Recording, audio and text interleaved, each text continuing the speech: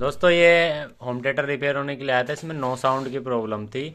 और यहाँ पे अभी आप देख सकते हैं, हमने इसकी सारी आईसी चेक करी, वोल्टेज चेक करी। इसकी कंप्लीट वीडियो हमारे चैनल पे आ गई है, यहाँ पे जाके क्लिक कर सकते हो। और यहाँ पे जो फ्रंट साइड का पैनल था उसमें तीनों टोन खराब थे, तो हमने टोन को डायरेक्ट भी करके देखा था लेकिन नहीं चला। उसका रीज़न मैं बता दूंगा, लॉन्ग वीडियो के अंदर है।